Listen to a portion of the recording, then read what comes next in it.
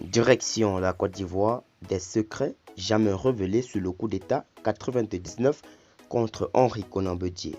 Alors pour plus de détails, après le générique. Avant de commencer, n'oubliez pas de vous abonner et d'activer la cloche de notification car cela va vous permettre de ne plus manquer les prochaines vidéos.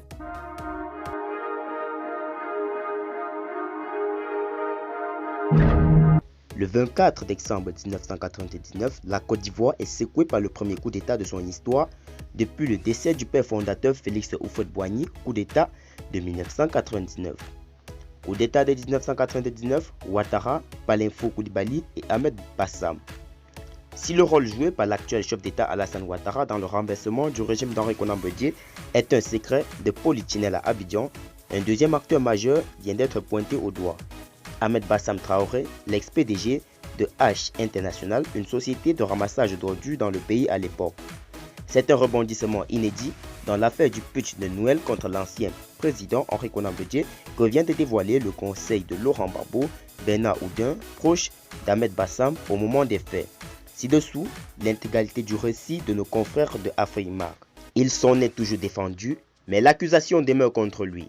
Alassane Ouattara, chef de l'État ivoirien, aurait pris part actif dans le mouvement qui a conduit à la chute de Konan Bédié le 24 décembre 1999. C'est ce qu'écrit un Français. Mais il y a une personne dont le nom n'est jamais revenu dans les récits de secours, Ahmed Bassam. Pourtant, l'ex-PDG de la société H International est peut-être celui-là même qui a signé l'arrêt de mort du pouvoir Parti démocratique de Côte d'Ivoire. Grotesque peut-être. Que non, si l'on se réfère aux révélations d'un de ses proches, un de ses hommes de confiance qui deviendra le conseiller de Laurent Gbagbo pour les questions de salubrité de la ville d'Abidjan, Bernard Oudin.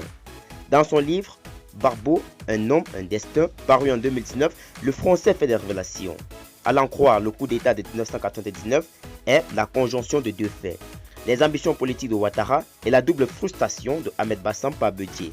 En effet, après avoir obtenu en 1992 le marché de la salubrité de la ville d'Abidjan, Ahmed Bassam veut agrandir son empire en glanant le marché des télécoms par l'acquisition de Côte d'Ivoire Télécom. Rachat de Côte d'Ivoire Télécom, l'ambition de trop.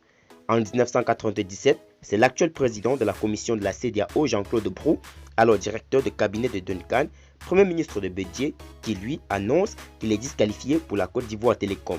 France Télécom rachète alors Côte d'Ivoire Télécom. En ma qualité de conseiller spécial d'Ahmed Bassam, j'ai vécu cette affaire au jour le jour et je peux témoigner qu'elle a porté en elle l'un des principaux ingrédients qui ont produit le coup d'État de 1999, témoigne M. Oudin. En effet, en février 1999, Ahmed Bassam manque d'être arrêté par le pouvoir Bédié qui s'inquiète de sa puissance financière. Il réussit à s'enfuir au Mali avec la complicité du DG de la police de l'époque, Ato Nagui, et part en France. La machine du coup d'État à venir se met en marche. Ayant perdu la Côte d'Ivoire Télécom et H qui perd un autre gros contrat en Gambie, il décide de faire tomber Bédié, raconte Bernard Oudin. La machine du coup d'État à venir se met alors en marche, dit-il, lorsque Oudin rencontre son patron Ahmed Bassam en septembre 1999 à Paris. Ce dernier lui déclare « Je serai au palais de Noël, le monsieur ne sera pas à la Noël ». Oudin explique donc avoir assisté à plusieurs réunions de préparatifs de coup d'État de 1999. Il raconte l'une qui implique le couple Ouattara.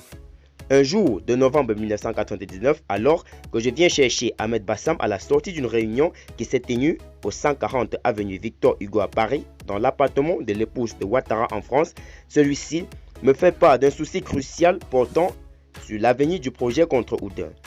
Les généraux Abdoulaye Coulibaly, Lansana, Palinfo et le caporal Zaga Zaga.